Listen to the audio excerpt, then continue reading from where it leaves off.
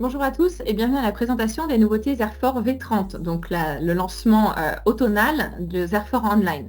Je suis Charline Lemarchand, responsable de développement commercial de Zerfor sur une partie de l'Europe. Notre programme de lancement est assez strict. Nous avons 2 lancements par an, un en automne pour tous les clients online et un au printemps pour les clients on-premise qui donc utilisent Zerfor installé sur leur serveur in situ.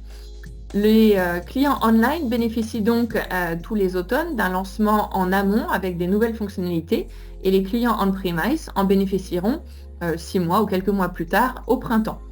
Là, je vais vous parler de la V30 qui est donc le dernier lancement de Zerfor Online qui a été lancé officiellement dans le monde le 3 octobre et qui est mis à jour sur les data centers européens le 13 novembre 2023. Quelles sont les nouveautés de la V30? Nous avons une nouvelle interface du client web qui est plus épurée, plus simple, plus ergonomique, vous le verrez. Un partage de documents qui est amélioré en interne ou en externe, des champs conditionnels dynamiques. Des améliorations ont été apportées au e-formulaire et il y a d'autres nouvelles fonctionnalités que j'évoquerai rapidement. Le client web est plus ergonomique, comme je vous le disais, plus rapide, avec une interface très épurée. Donc, je vais vous la montrer tout de suite. Voici le nouveau client web. Nous arrivons sur le dashboard, donc le tableau de bord. Vous avez ici, comme l'ancien nouveau client web, la possibilité d'ajouter des vignettes. Vous n'avez pas besoin de compétences informatiques pour créer des vignettes. Vous voyez en bas à droite, j'ajoute simplement des petites vignettes, donc les petits panneaux que vous voyez ici, bleu, rose, turquoise et bleu ici.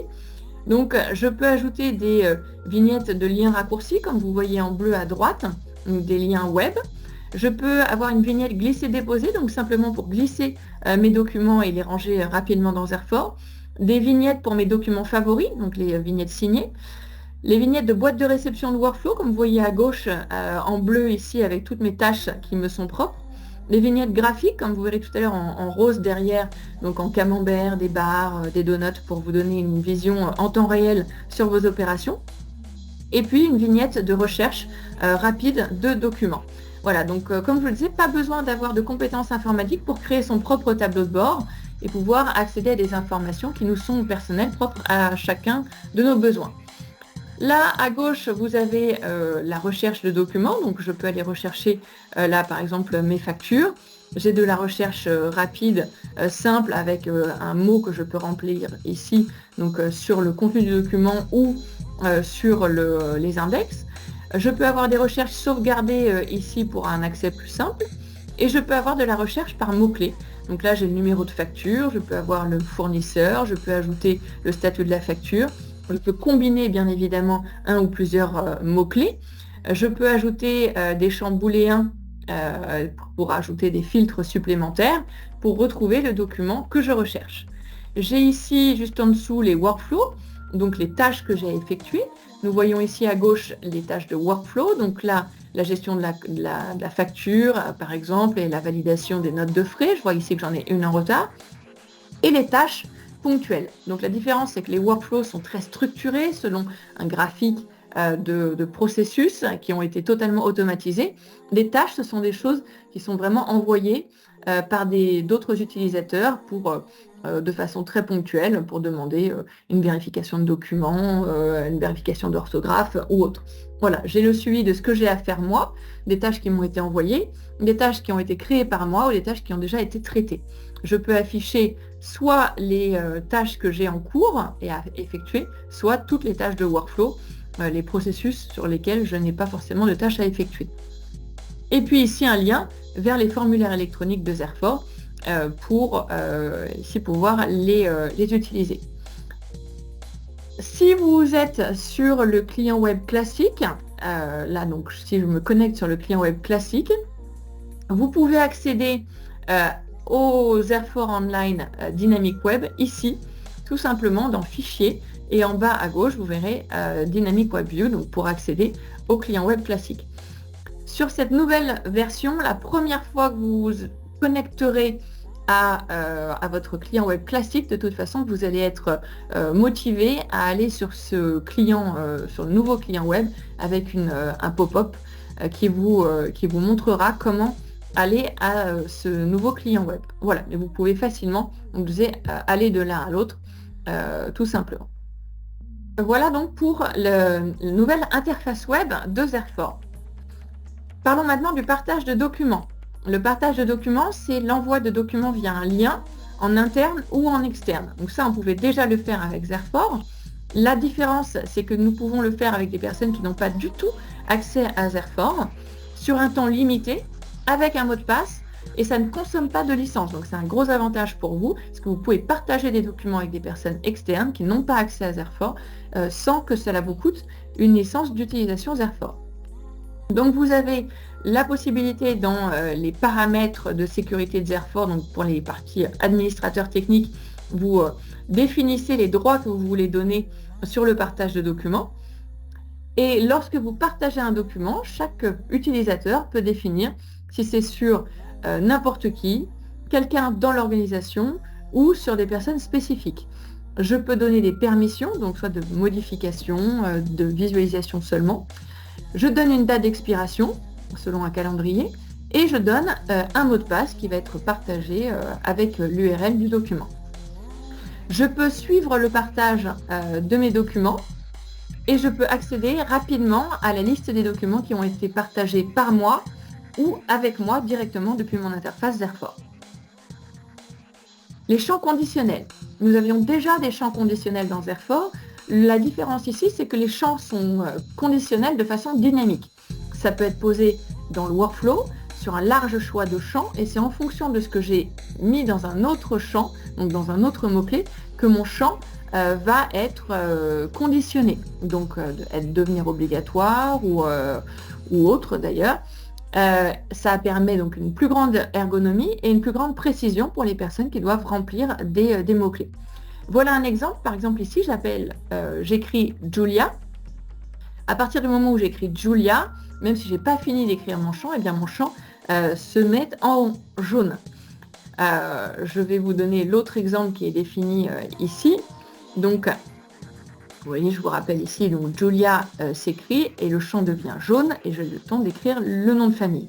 Ici, ma date de congé, je demande le 11 septembre jusqu'au 12 septembre. Mon champ nombre de jours demandé reste blanc. Si en revanche, je le change au 10 septembre, qui est une date antérieure au 11 septembre, mon champ devient rouge. Revoyons-le une dernière fois.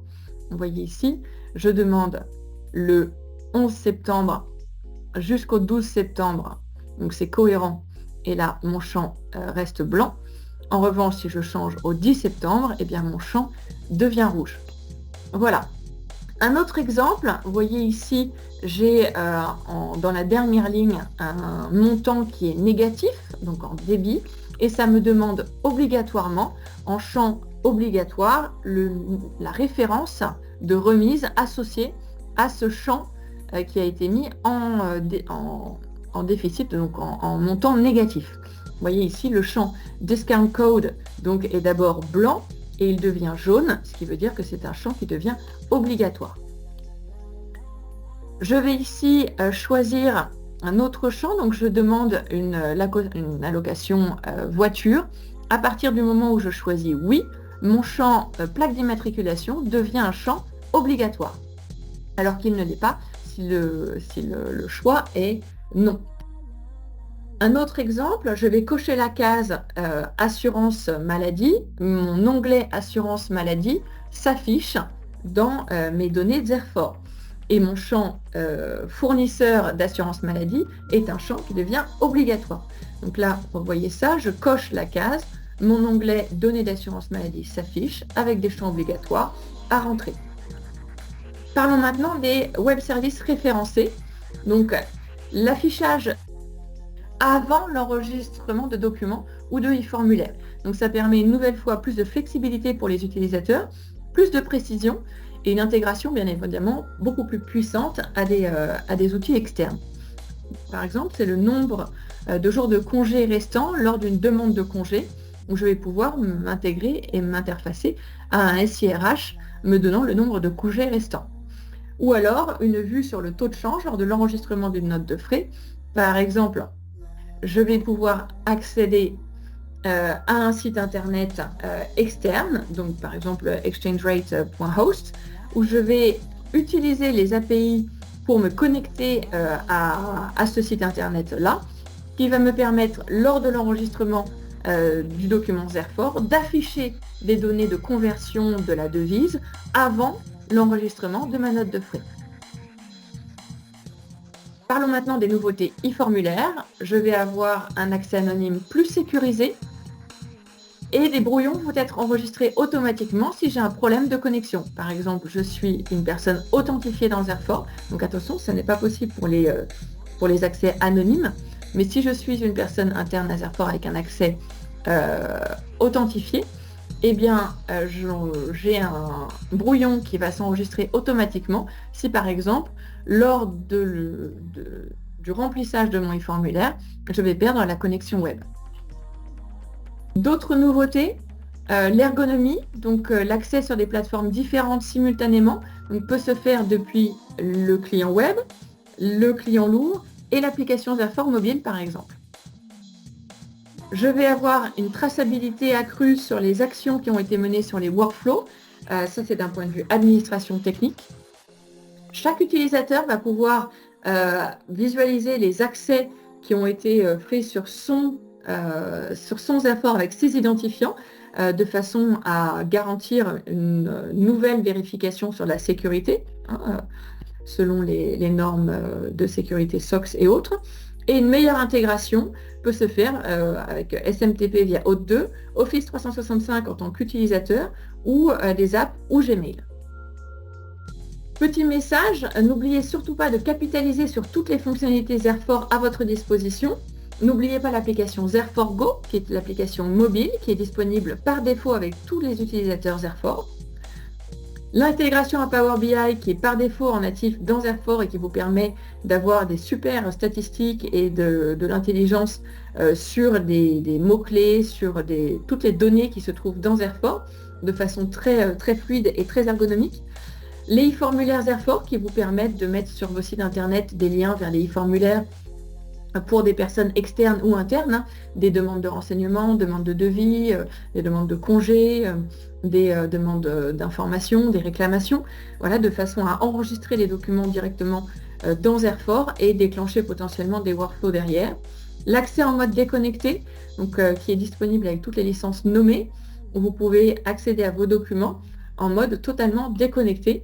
Et puis l'option, qui est une option payante, mais n'hésitez pas à en parler à vos interlocuteurs Zerfor, qui est le portail pour les accès externes, donc pour vos clients, vos fournisseurs, pour leur donner accès à des documents et vous éviter d'envoyer des documents en pièce jointe de mail et vous faire perdre du temps sur des tâches qui peuvent être automatisées ou données à disposition directement.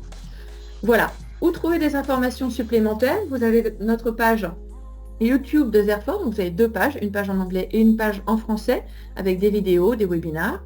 Zerfor.net, qui est notre site internet avec des cas d'usage, des témoignages, des certifications, des recommandations. Zerfor.net/help, donc avec la page d'aide technique en ligne, en français et en anglais. Status.zerforonline.com, qui vous permet de suivre en temps réel le Zerfor Online et les opérations. Et puis très prochainement, le Zerfor.net, le User Training, donc qui vous permet d'avoir de l'aide en ligne pour les utilisateurs finaux, pour vous donner des astuces sur comment rechercher, ranger un document ou autre. Donc dans les semaines qui arrivent, vous aurez cette plateforme d'utilisateur, cette plateforme d'aide utilisateur. Voilà, je vous souhaite une excellente journée, pleine d'efficacité, puisque plus on est efficace, plus on est de bonne humeur. Donc voilà, bonne journée à tous. À bientôt, au revoir.